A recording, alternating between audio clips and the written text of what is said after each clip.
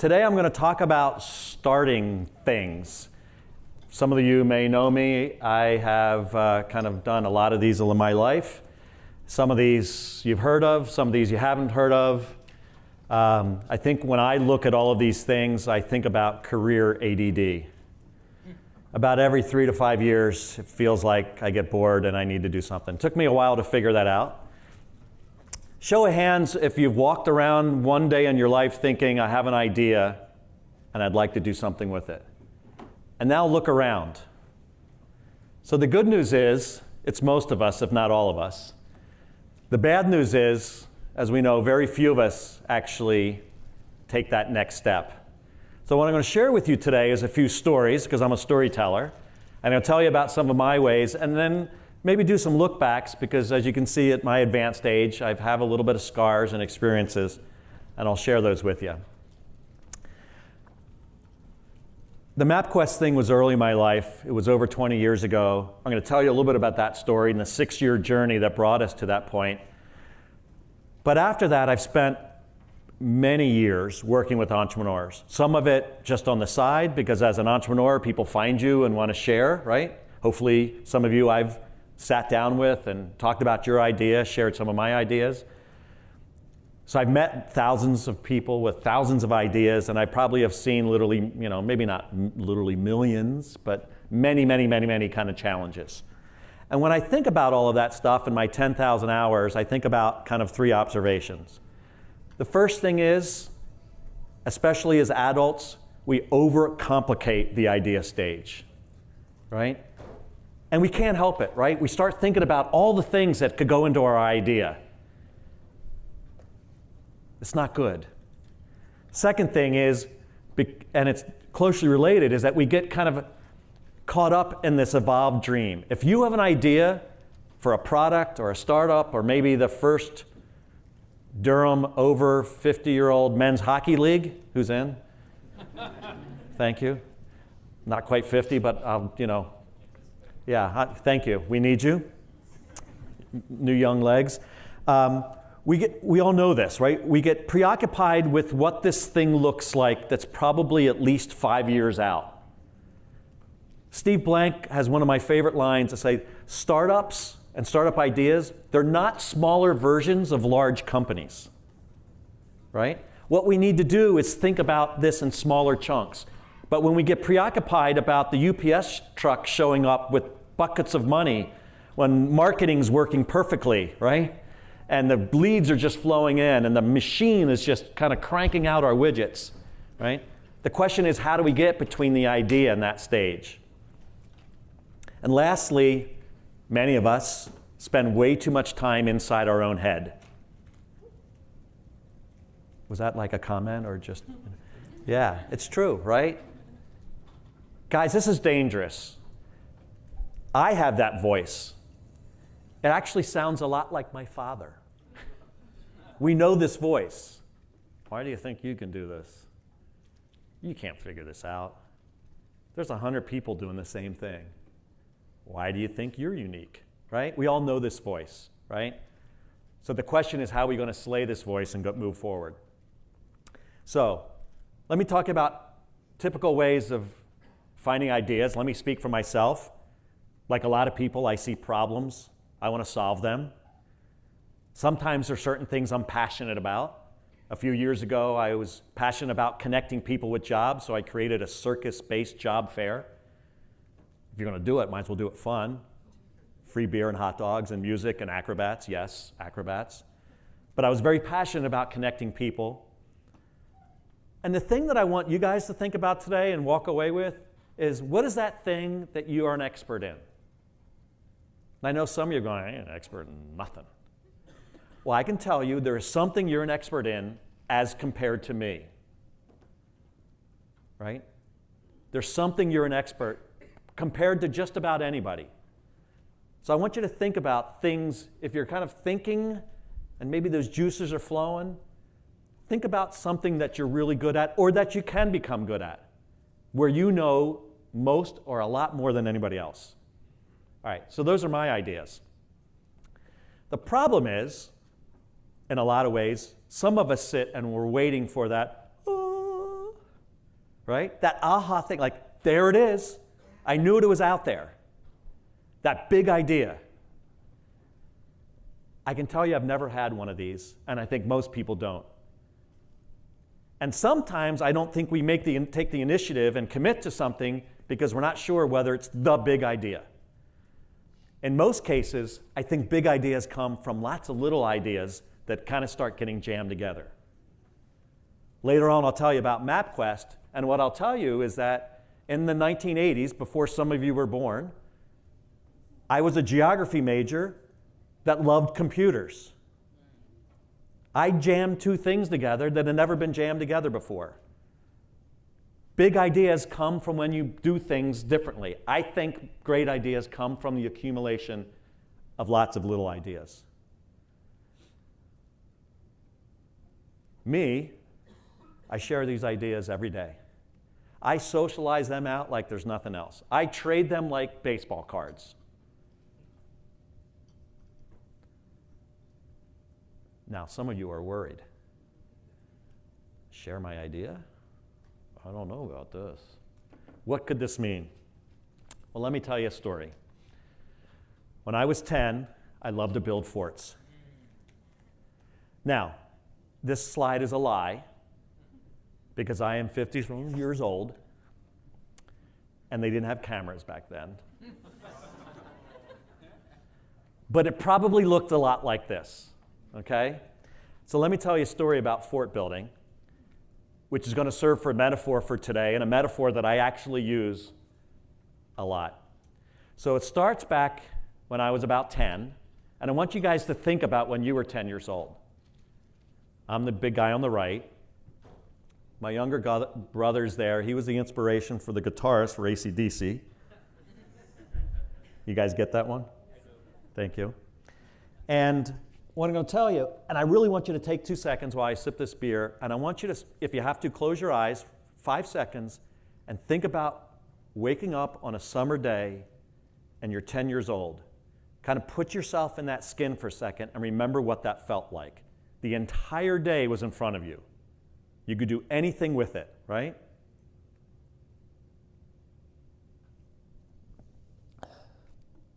All right. Here's my story. Newtown Square, Pennsylvania, western suburbs of Philadelphia.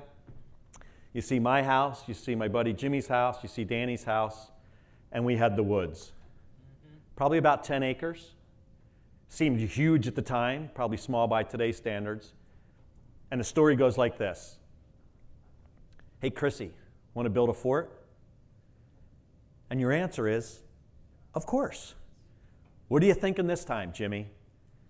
Well, you know, we usually build it enough for the two of us, but I'd like a bigger fort.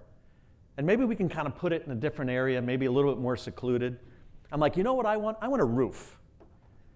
I want a roof that doesn't leak every time it rains.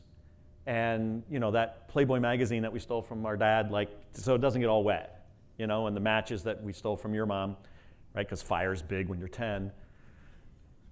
I want it dry, and so how are we going to do this, right? Well, we're going to need some help, so let's get Danny and your brother Timmy. He's the strong one, and we're going to need some wood, right? So it turns out that up kind of around the corner, they were building those houses at the time, and I had the idea if we go up there around 5:30 that there'd be a lot of extra wood laying around. Thank you. Always put the guy who gets it right up front, right?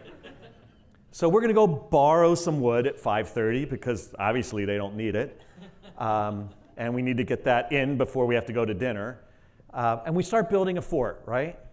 And you saw the picture, right? The fort wasn't a house. We didn't think about plumbing or electricity, right? This was a fort. And probably the whole thing had to last, 2-3 days max? Because you're 10 years old and you're on to something else. I want you to think about that in terms of startups. And what I came up with were kind of 5 things that I observed here. First of all, Jimmy shared that idea, and with no, what's the adult version of that? So I got this idea for a startup, I don't know if it's any good, and we probably can't do it, and I don't know where we're going to get some computers or some data. I don't know anything about the customer, but right? That's the adult version of that, right? The 10-year-old version is, you want to go build a fort? You want to go start a company? So we found some friends to help, right? Gathered the stuff. The stuff had to be within arm's reach. There was no eBay to buy the fort kit, right? And it was a pretty simple purpose, right? Like 2-3 days, and then we just went and did it. And we made it up on the fly, right? We figured stuff out. We ran into problems. All right, so let's take this metaphor and move it forward. And we'll tell the story of MapQuest and my biggest fort. On a show of hands, who assumes, before I start the story, that MapQuest was baked in Silicon Valley, funded by Kleiner Perkins and internet startup? Right? I would assume that. Or maybe it was done in Lancaster, Pennsylvania, the tech capital of central Pennsylvania. Home of 55,000 Amish, looks just like that today. MapQuest is just the first of many, I'm sure, billion-dollar unicorns to come out of Lancaster. And like I mentioned earlier, I was a map guy. We had 50 cartographers, and we're trying to figure out kind of new stuff. We made maps for lots of different kind of publishers. For those of you kind of under the age of 30, that top center is called a phone book. Right? This is a thing we use to find people's phone numbers and called them at home. Textbooks, National Geographic. But we thought there was something cool. All right, so who knows what this is? Right? By the way, for youngsters out there, this was kind of paper MapQuest. 15 million triptychs were made a year through about 15 auto clubs. You had to go to the AAA office or you had to call them up. You're going from Raleigh to Orlando, with the station wagon in the wood on the side and the suicide seat in the back, right? When the truck hits you, you were gone. Hey, look at it, right? So we kind of looked at these and said, well, that's stupid. Like, we got some computers, we have some databases. Let's figure out how to automate that. And so we put it all on a PC in 1990, and we sold it to every auto club, and we brought in this brand new thing called a laser printer. It was $9,000 for 40 pages per minute. And it printed, black ink on white paper. We had a color cover, and so we can kind of make it look pretty. And by the way, Jimmy, who lived behind me, is now James and living up in New Hampshire. And this is an actual triptych from pre-MapQuest that I made for him when I was going up to visit him, which is kind of cool, isn't it? Full circle. Like all your stories to be kind of full circle. So we sold that, $15 million a year. In triptychs, I think we were generating about $3 million in business. We licensed that out. Literally everything was kind of on the PC, rolled into their offices. And then a few years later, 93, the CD-ROM came out. And we're like, well, that's pretty cool technology. And now instead of you having to go to an office, you can do this at home. And the graphics were outstanding, right? But, some of you guys are product guys, and there's a lesson in here. That we didn't give a shit about what it looked like. I can do this at home. I can do 10 of them. I can actually change it to go from Durham to Atlanta to visit Aunt Sally and then head down to Orlando. And now I have all this flexibility, and you can see where this is going. And about 3 years later, we put it out on the internet. Again, product designers here are going, whoa. It's like Windows 3.1, right? I mean, it's beautiful. But again, it didn't matter, right? Because it was amazing. And obviously, it looks a little better today. I had to take a picture because I use Google Maps, which is actually true. So let's look at the MapQuest story through that same lens about ideas and idea generation and the things you can kind of surround yourself and the ways to get ideas off the ground. What I can tell you is that circa 1990 through 1996 in Lancaster, Pennsylvania, I can say unequivocally that we did not even know what the fuck Silicon Valley was. And it didn't matter. Because I knew more about computers and mapping and my 10 or 11 friends inside this mapping company than anybody else. We didn't have any fear, probably because we were naive, but we know nobody else knew this stuff. And we just had no fear in trying. We built lots of these little forts, and one of them became a big deal. I kind of think we changed the world, right? I mean, who used some kind of mapping program to get here today? I did, and I came from Durham. Okay? I think when you boil it down, it comes down to two things. And the first is initiative. It's taking that first step. And one of the ways that you can do this, and that some tricks that I'd love to share with you about initiative, is to think about kind of releasing yourself. All right, come on. Right? I like to think, by the way, I'm the guy in the top center. The other guy looks a little bit like Wozniak, and I don't know who the other one is, but, right? So initiative. Back to my point, we're in Lancaster, Pennsylvania. We're in Lancaster, Pennsylvania. If you can't build a company in anywhere else, like you can build it in Lancaster, you can build it everywhere else, right? So let's go back to those observations. We overcomplicate things. We get fixated on this kind of evolved dream, and we stay inside our head. What I learned there is to let the shit out, right? And when you let the shit out and you start to kind of talk to people and you start kind of getting feedback and you don't worry about what it's like and what other people think, you actually want to know what other people think. You want people to slay pieces of the idea so that you can bring those in and actually start to mold your idea, right? You want to build those little forts. You want to socialize it like Jimmy did to me. And then you got to start to commit. Now, what's going to stop you are questions like this, right? You familiar with this, nodding your head? Is that voice talking to you right now?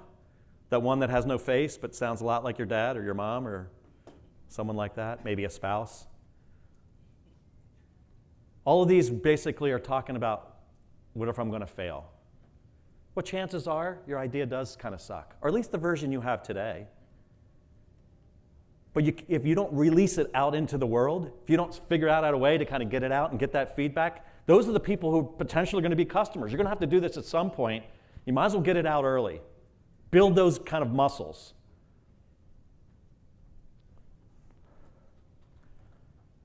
And just so you think you're not unique, this is built into our DNA. This is kind of the fight or flight thing in our brains. Because this shit doesn't make any sense. And I don't care whether you're starting a company or have a new product idea inside your current company, or whether you're starting the first over 50-year-old men's hockey league, right? My father always said, if you made a pro-con list about having a kid, you'd never have a kid. I think kind of a startup and taking ideas is the same thing. It defies logic by definition, and it's more faith-based. So get out of your own head, right? There's 1,000 reasons why it's not going to work. So the 5 lessons. And a subtle little, small little picture plug down the bottom for maybe someone who might have written a book. By the way, failed freshman English. I'd like to find that professor and send him a copy. Lesson 1. Guys, let the dream out. No one's going to steal your idea, right? We already know that it's fraught with fear and all these reasons why it's not going to survive. But so let it out. 25, 30, 40 people. And do it without any fear and ambition. Encourage and embrace the feedback that you're going to get. Find some passionate partners.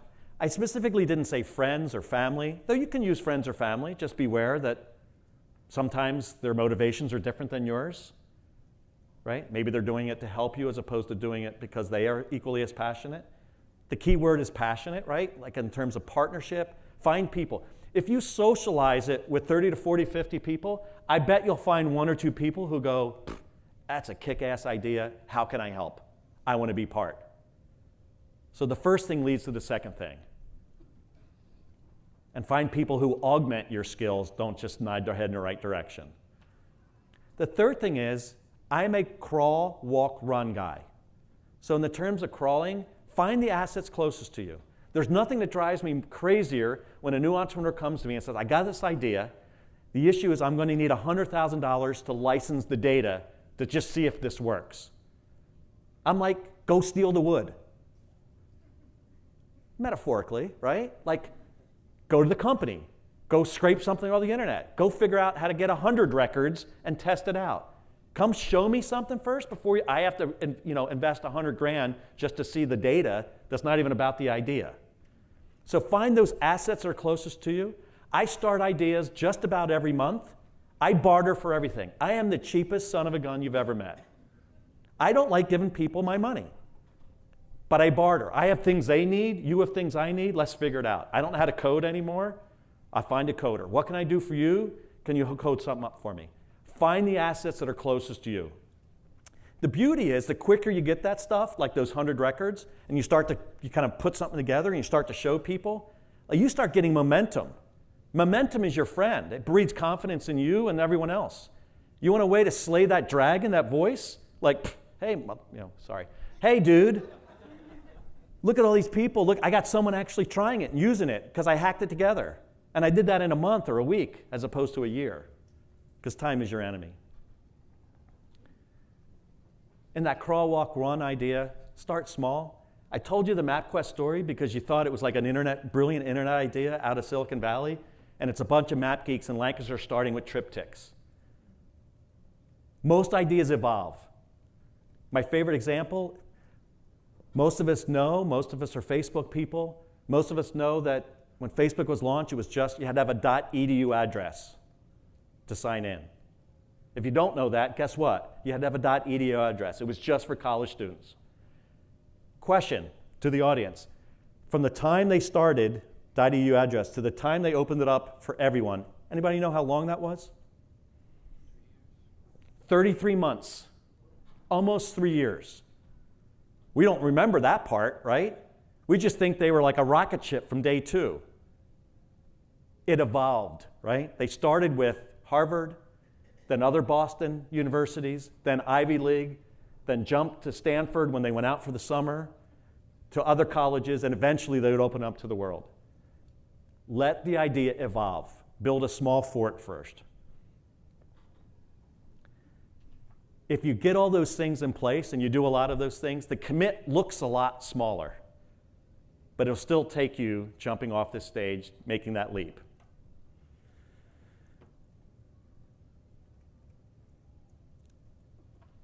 It's our psychology that stops us. So hopefully I've given you a few tips and tricks, how to take ideas, how to get them out, how to find some people to work with. And I think when you do all of that, you keep it simple. Maybe channel that little 10-year-old, close your eyes if you have to. Just maybe you'll get that idea off the ground. That's my idea talk for today. We have about 5 minutes left, and so I'll be happy to take any questions and lie when appropriate.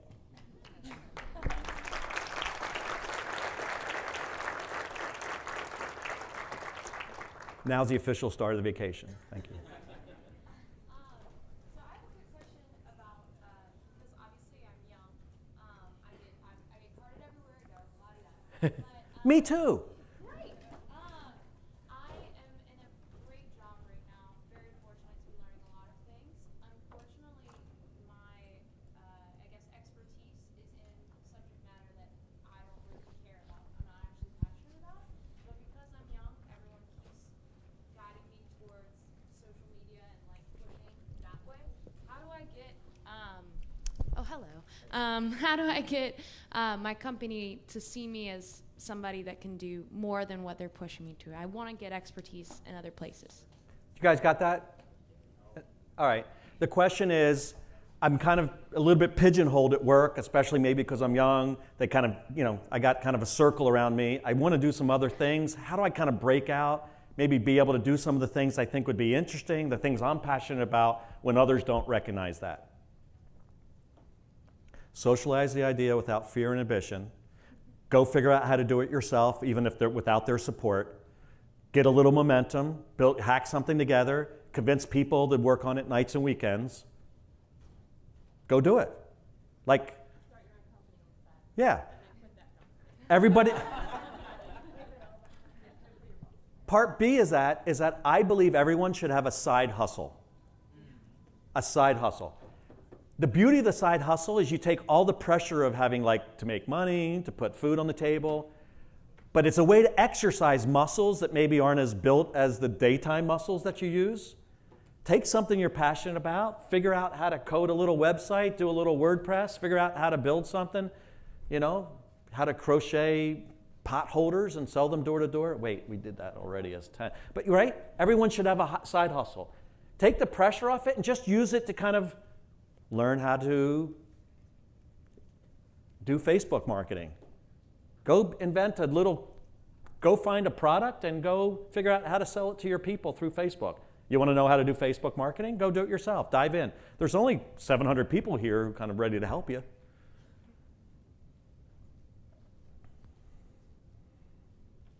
Yes, ma'am. What brought you to Durham and what's kept you in Durham? Thanks. So I've been a nomad. I've been down here about 12 years. Before this was 10 years in Chicago. It took me 10 years to realize that Chicago's cold. I tell people for about the last 3 years, my wife would come up with a ball peen hammer and smack me in the head, and she said, I hate this cold.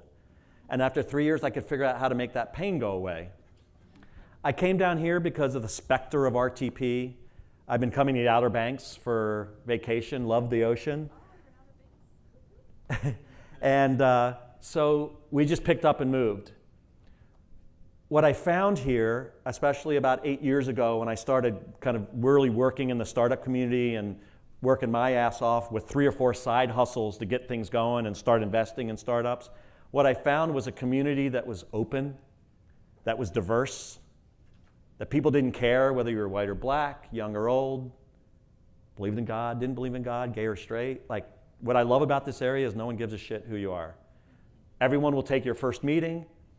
I met with in 2009, I said, I'm going to put one of these Techstars-like accelerators together. Called up the Techstars guys, if you're familiar with what Techstars is, asked them how they do it. This is like Techstars, Y Combinator, like seed investing. They're like, here's the whole playbook. Have at it. And I met with 275 people in 5 months. Do the math. I figured I better know every entrepreneur, every investor, and every mentor. Those are the assets of one of these programs. If I didn't, I became an expert. That's how you become an expert. I don't drink coffee, and I was in every coffee shop in Raleigh and Durham. I'd eat those little yellow squares at Starbucks. Oh, with the icing. Yeah, 15 pounds later. But so, I stay because the people are great to work with. We've helped build a great startup community. I'm proud of it, and it only keeps growing. And it's not Durham. I call this, I call it RTP. Right? That's what everyone outside of this area calls us. By the way, little secret, we're one place. We're not 3 places, or Cary, or Chapel Hill. Outside this area, we're like RTP. So I call us RTP. It's a great place. Yes, ma'am. How do you feel about Plus, you learn how to say ma'am. Thank you. How do you feel about some of the recent platforms like Kickstarter and stuff like that that are sort of helping people with entrepreneurial ideas or want to start things? Do you think that's toxic or helpful or? Helpful. Okay. Here's the deal, guys. There are, and there should be, multiple doors and windows into the startup room. The door I walk through as a 57-year-old white man is different than the door that you might walk through. Not only about who we are individually, but personality-wise, age-wise, we're at stage of life. So there should be multiple ways and doors in.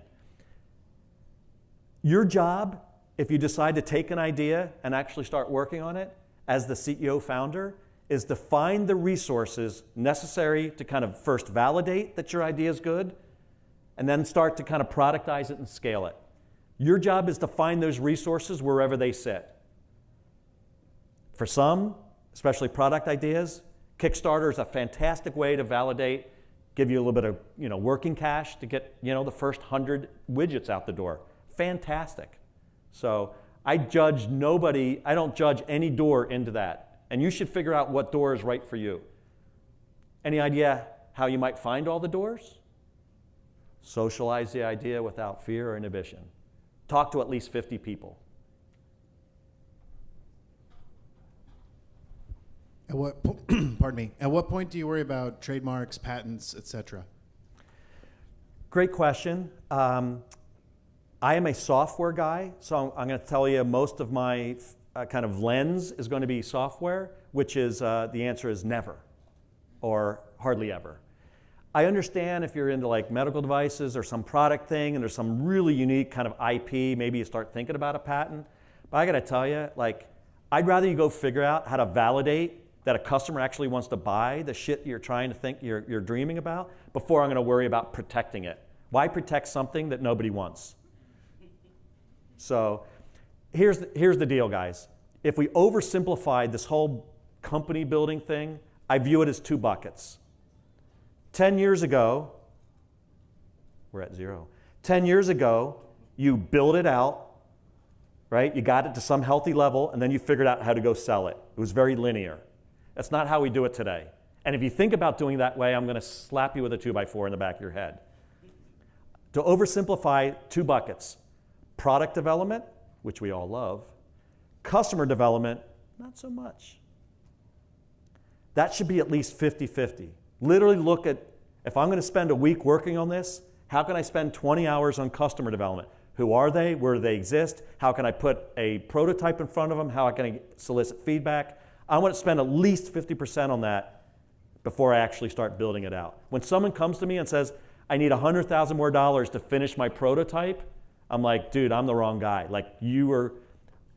Our least favorite story is a mother and her 28-year-old son who came in to see us at Startup Factory. She had spent $450,000 of her savings to build something out, a piece of software that he had never showed to anybody.